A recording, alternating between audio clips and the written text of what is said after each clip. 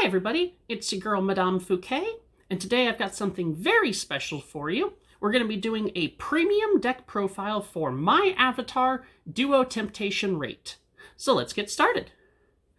First off, you're just going to be using a generic, draw starter, because hand advantage, you'll see, is the name of the game here, and there aren't any forerunners who really provide anything that you need more than just drawing more cards. I use Coral because after Reit, she's my fave. Next, we're going to be running 4 copies of Rapping Chorus Trudy. She is the Stride Fodder crit, and because this is premium, striding is very important, and just having those extra chances to stride easy is what it's all about. Then we're going to be running 4 copies of Omnia Vincit Amor Benedetta. She's the Heal Guardian. She does Heal Guardian things. Again, kind of like the Stride crits in Premium, it almost feels like a necessity at this point. So, yeah.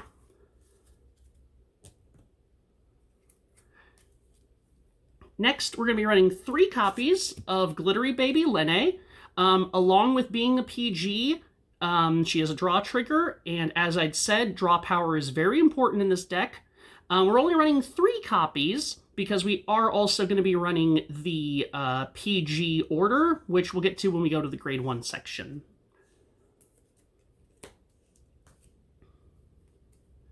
Then, along with those 3 copies of her, we're going to be running 3 copies of Transparent Snowy Night Bertois. I'm running 6 draws because, honestly, draw power and having hand size is just so important to this deck that's why I'm actually running more draws than crits. The deck attacks so often that crits aren't quite as important, and frankly, just making sure you have enough cards in hand, it kind of comes out on top in terms of priority. And we use Bertois because she's at least a 10k shield. Then you've got your 1 mandatory copy of Dreamer Crook. Pretty much every Bermuda deck should be running her. The fact that she gets you a free extra attack and puts a trigger back in the deck is just too good to pass up. We can deal with the lower values on her boost and shield because of that, because everything else is just too good. Then, of course, we are running the Lyrical Monasterio Overtrigger, because why wouldn't you? The double 100 million from a generic Overtrigger just isn't going to have the impact that all of your rearguards getting an extra 10k will. So, yeah. Next, we're going to go into Grade 1. And first off, we are running 4 copies of Duo Pretty Horn Ural. Ural is going to be your ideal first ride, because when she's placed on Vanguard, you get to go through your deck, pick any card, and bind it. And as you'll see as we move through the deck, having units bound, and specifically units of your choice bound, is incredibly important. And being able to, for free, get anybody you want in the bind zone, that's too good to pass up. Her rearguard effect is also pretty good, because when she's placed on rearguard, you get to pick a normal unit from your drop zone, put it on the bottom of your deck, and if you have a unit bound with the same name as the unit you put on the bottom, you can Soul Blast 1 and draw a card. So not only is she letting you recycle units, she's taking advantage of that binding that she herself does, and she has the added bonus of draw power. So, as I stated before, draw power is super important, so Ural, definitely important. Next, we're going to be running 3 copies of Prism Image Clear. After Ural, she is going to be your second best Grade 1 ride, because when she is placed on Vanguard, check the top 7 from the deck, reveal up to 1 Grade 2 or greater with Prism in its name, add it to your hand, and then shuffle. So if you're missing a Grade 2, she'll allow you to hit the Grade 2 Prism who is in the deck, or she's going to allow you to add a copy of Nectaria to your hand. Either way, she's not as helpful for advancing your game plan as Ural is, but she still adds hand advantage, and she does still help out. Mainly she's here because of her rearguard effect. When she is placed from the bind zone, you can bind a card with Prism and its name from your drop, and then draw a card, and she gets +10 till end of turn. So not only is she replacing the hole in the drop zone that she's left from herself, but she's also letting you draw it, and hand power is always important, and she's getting that +10, so she can either be a big booster or a beater if that's the position you need filled during that turn when she comes out. Next, we're going to be running 3 copies of Mermaid Idol Sedna. Sedna is pretty simple. She's the grade 3 fixer for Bermuda Triangle. So when she's placed, you check the top 5 cards off your deck.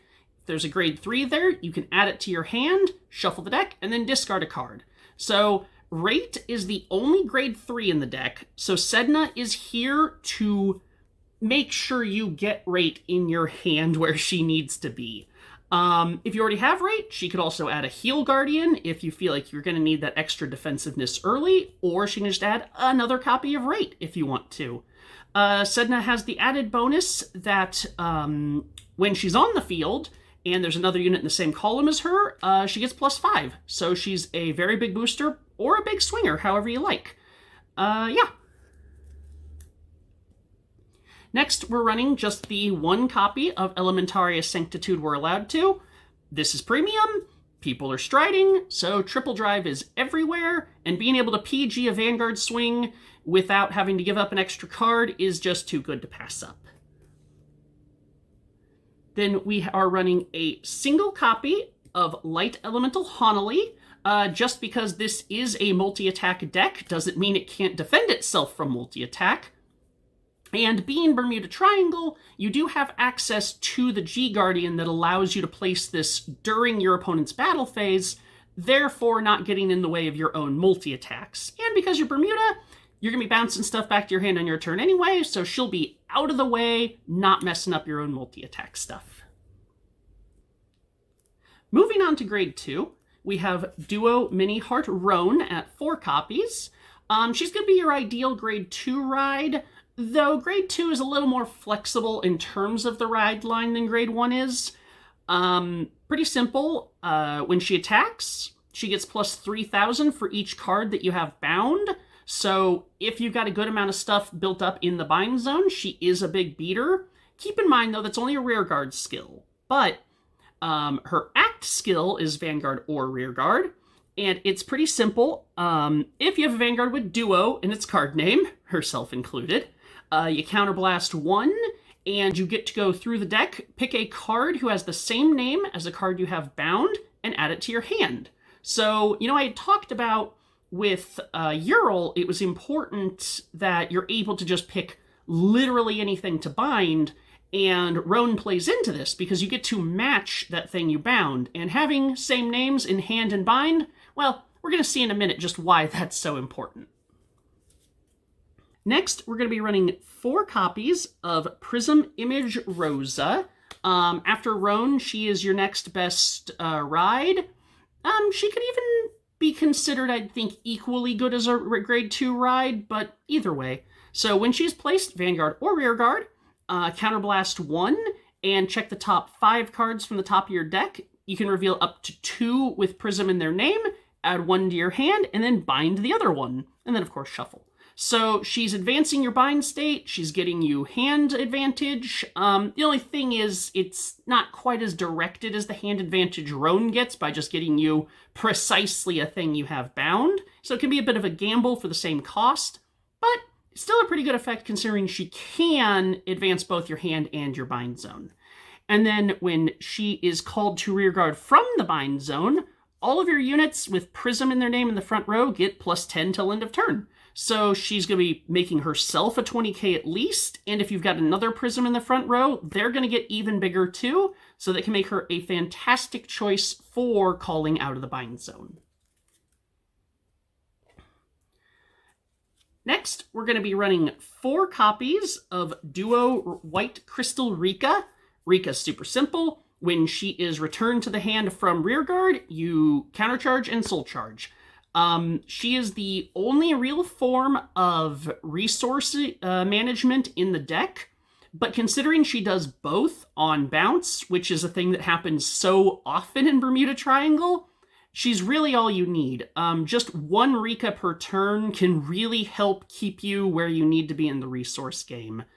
The deck is basically counterblasting 2 and soul blasting 1 every turn on its ideal turns, so Rika helping mitigate how fast you go through that is very, very, very important and makes it worth dealing with her only 8k power.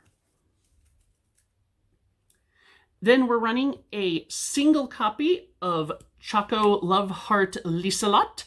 Liselot's just a great piece of tech for any Bermuda Triangle deck. I mean, she can be called to rearguard as a grade 1, which means if you're in a good position for a grade 1 rush, she can help you put that pressure on.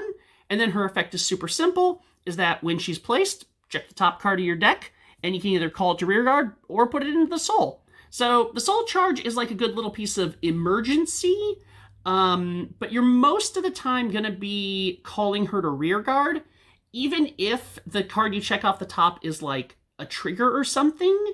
Because this is Bermuda Triangle, you have so many options for returning stuff to hand that it's, you can easily just put that resource in your hand where it needs to be.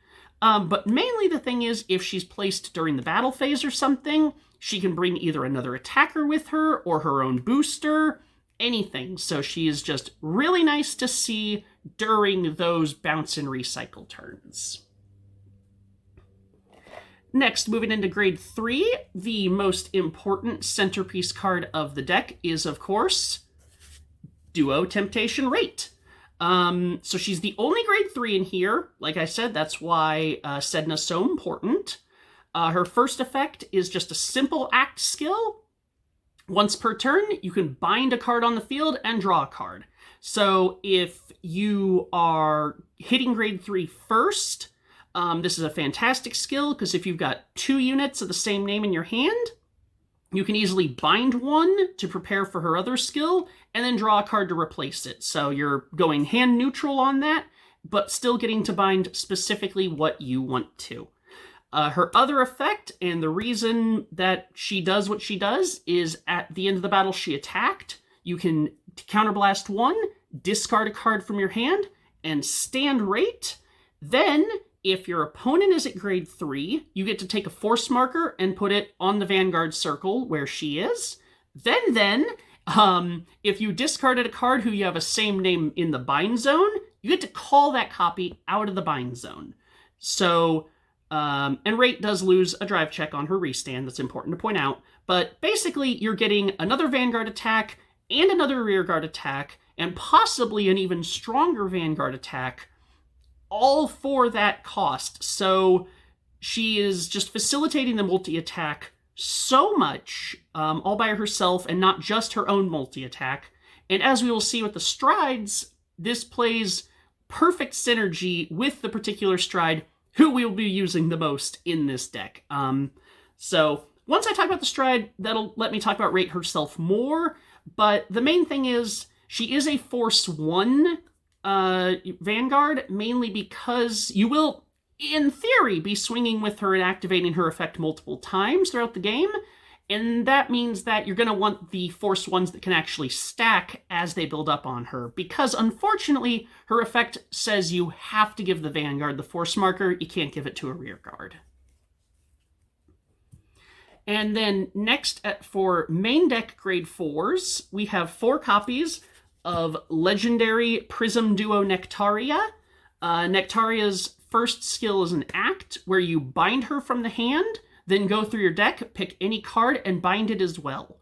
So if you missed out on your roll on that first ride, and you're having trouble getting stuff bound that you actually have in your hand, Nectaria is your other option for fully targeted binding. And not only is she binding anything of your choice, but also herself. So that actually nets you 2 in the bind zone, which means it gives you 2 options for discards off Reit's skill for calling them. So that's the most important part of Nectaria. Also, she can be searched by Rosa's skill and Clear's skill, so she's pretty easy to get a hold of as well. Then she has her continuous skill where during the turn, if you have a card with the same name as her in the bind zone, she gets plus 10,000. So she turns into a 24,000 beat stick just for having another copy of herself bound, which in this deck is super easy to accomplish. If she's your Vanguard, she also gets a crit and a drive, but outside of weird emergency situations, you're not really going to be riding into Nectaria. The deck is built around Reit's effect, so Reit's going to be your Vanguard 99% of the time, but, it's a nice little option to have. All right, moving into the G zone, we have our most important stride, and the one you will be going into most often, and that is Radiate Ocean Heltrauda. So Heltrauda's skill is why I've put so much emphasis up until now on having a large hand in this deck, because the way she works is when she attacks, you discard 3 cards from your hand, steep discard cost, bounce all rear guards back to your hand, and then call up to 2 rear guards back down. Then, after her attack is finished, you're going to counterblast 1, soul blast 1, place her face up in the G zone, and stand your Vanguard. So now all the pieces fall into place. Basically, when Heltrauda's done, she's going to stride out, and you're going to have Reit as your Vanguard who can attack and then restand herself. So you are getting 3 Vanguard attacks out of this deck. Not to mention rearguard attacks that were made before Heltrauda bounced everybody. Then those rearguards can attack. Then Reit is going to call another rearguard from the bind zone for another attack. So you're looking at an easy 5 rearguard attacks minimum per turn and 3 Vanguard attacks. If you've used a Crook or you've done some shenanigans with, like, say, Lieselot or something, you're possibly getting even more than that. So that is why we're running 4 copies of Heltrauda, because she is the stride that makes the deck work, and her steep discard cost is why we have so much draw power, and the 2 counterblast and 1 soul blast between her and Reit is why we need those Rikas. So the rest of the G zone is going to just be options for when you're not able to do a Heltrauda turn. Next, we're running just 1 copy of Perfect Performance Ange, Bermuda Triangle Classic, Act Skill, GB2, Counterblast 2, and you're going to choose any number of units on either player's rearguard circles. Well, I say units, but any number of cards on either player's rearguard circles, and return them to their respective owner's hands. Then she's going to get plus 5,000 for every card returned. If you return 5, you get to draw a card. And if you return 7 or more, she's going to get an extra drive. So I didn't mention this with Heltrauda, but Heltrauda and Ange are the same way in that they just say you return cards on rearguard circles, or they target the circle in some fashion. Basically, both of them are able to return locked units as well as rearguards. So they both are perfect counterplay against Link Joker, which is why it's even another reason that Heltrauda is so good, because she allows you to do your normal loop without having to worry about having locked stuff. But if the situation is a little different and you're dealing with locked units, maybe you don't have the hand power that Heltrauda needs, Ange can still clear your locked field and still get a lot of benefits out of that. Next, we're running 1 copy of Shushu Popular Favorite Tirua. She's a surprisingly good generic pick for Bermuda, despite technically being Shushu specific. Her act skill, turn a card in your G-Zone face up, and every card in your front row with Shushu in its name gets plus 5,000 for each of your open circles.